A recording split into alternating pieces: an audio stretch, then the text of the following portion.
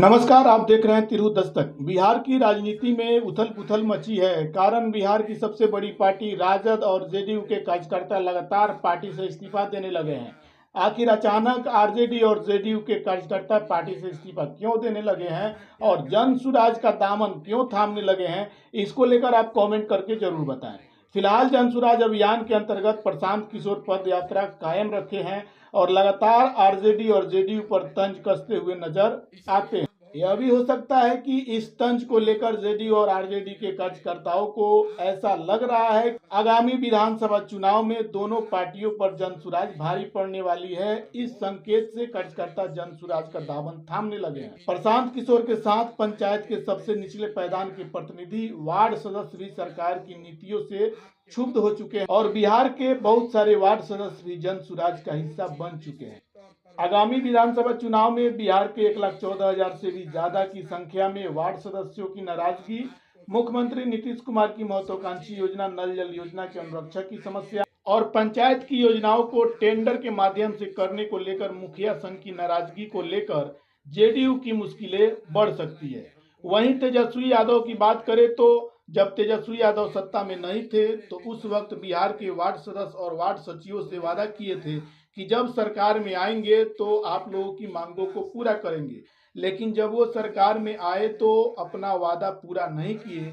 तो इस तरह से आगामी विधानसभा चुनाव में आरजेडी की भी मुश्किलें बढ़ सकती है। बिहार में जनसुराज पद यात्रा ऐतिहासिक पद यात्रा बन चुका है, क्योंकि बिहार के 38 जिला में पैदल चलकर प्रशांत किशोर गांव में जाकर वहां की समस्याओं से अवगत हो रहे हैं और 2 वर्षों में स्थिति सुधारने का वादा कर रहे हैं। पहले कांग्रेस को जिताए, फिर 15 बरस लालू जी को राजा बनाए। अभी 18 साल से नीतीश बाबू कुर्सी पर बैठे हैं। दिल्ली में हमने आपने मोदी जी को भी बैठा कर देख लिया। आपका और आपके बच्चों का जीवन नहीं सुधरा। तो अब कोई प्रशांत किशोर आए हैं, आप हमारी बात सुनिएगा, हम पर भरोसा करके हमको वोट दीजिएगा। तो इसका क्या गारंटी है कि जीतने के बाद हम आपके साथ धोखा नहीं करेंगे। जैसे पहले का आदमी धोखा किया, हम भी आपके साथ धोखा कर सकते हैं। इसीलिए ये वोट मांगने का अभियान नहीं है। अभी 15-20 मिनट में आपको वो रास्ता बताएंगे जो अगर आप समझ लें तो वोट जिसको देना है दीजिए, वोट जिसको देना है उसको दीजिए, लेकिन जो रास्ता बताएंगे वो समझ जाइएगा। तो और कुछ हो या न हो, आपके बच्चों के लिए पढ़ाई रोजगार निश्चित हो जाएगा, आपका गरीबी से निकलने का रास्ता खुल जाएगा। अभी 15-20 मिनट में आप इस बात को सुनिए, समझिए, ठीक लगे तो अपनाइए, और न ठीक लगे तो जैसे जिंदगी चल रहा है वैसे चलाइए। हमको आपसे कोई शिकवा शिकायत नहीं है। यहाँ हम आए हैं, अपनी बात रखेंगे। सुनना समझना आपका काम है। आप सुनिए या न सुनिए, अगले गांव की ओर आगे बढ़ेंगे। 15 मिनट में आपको कोई भाषण नहीं देंगे। अभी आपसे कुल जमा 4 सवाल पूछेंगे। आपको सवाल का जवाब देना है, हाँ या ना बोलिएगा, और अपने आप आपको दिखेगा कि आपकी गरीबी का, बदहाली का कारण क्या है और इससे निकलने का उपाय क्या है। जवाब सब आदमी को देना है, हाँ या ना बोलना है। आपस में बात नहीं कीजिए और कोई ताली थप्पड़ी मत बजाइए। हम नेता नहीं, आपका ताली सुनने नहीं आए। देखिए, दुनिया में जितने लोग विद्वान हुए उन्होंने बताया कि गरीबी से निकलने का 3 ही रास्ता है। पहला रास्ता है पढ़ाई। अगर आपका बाल बच्चा पढ़ लिख जाएगा, पढ़ लिख के नौकरी पा जाए तो आप गरीबी से निकल सकते हैं। दूसरा रास्ता है जमीन। अगर आप पढ़े लिखे नहीं हैं, आपके पास जमीन हो तो खेती किसानी करके भी आप अपना जीवन सुधार सकते हैं। और तीसरा रास्ता है पैसा, पूंजी। अगर आप पढ़े लिखे नहीं हैं, आपके पास जमीन भी नहीं है, लेकिन अगर पैसा हो पूंजी हो, कोई कर्ज भी दे दे तो कोई न कोई छोटा मोटा रोजी रोजगार, व्यापार दुकान करके आप अपना जीवन सुधार सकते हैं। यही 3 रास्ता है, नौकरी, खेती और व्यापार। नौकरी करने के लिए पढ़ाई चाहिए, खेती करने के लिए जमीन चाहिए और व्यापार करने के लिए पूंजी चाहिए।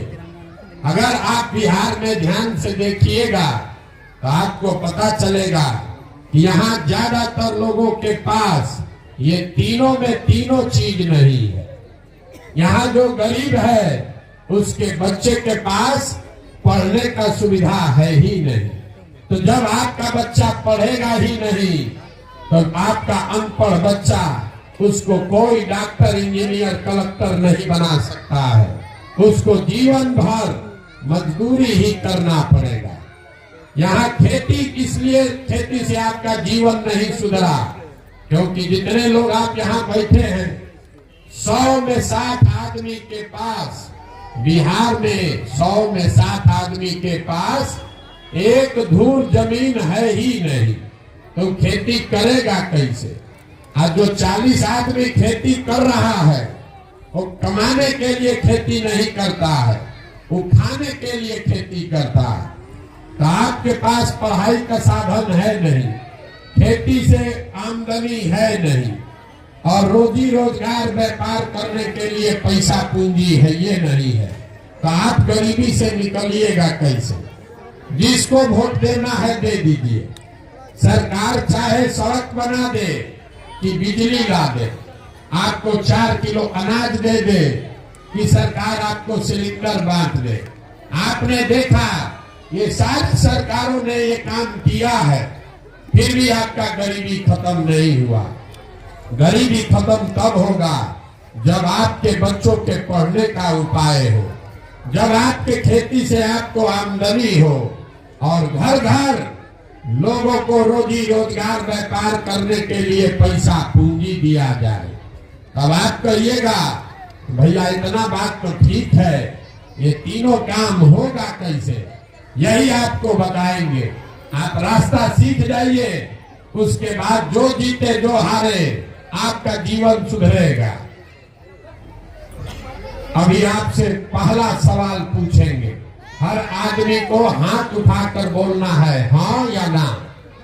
पहला चीज हमने आपको बताया, अगर गरीबी से निकलना है नौकरी चाहिए, नौकरी के लिए पढ़ाई चाहिए।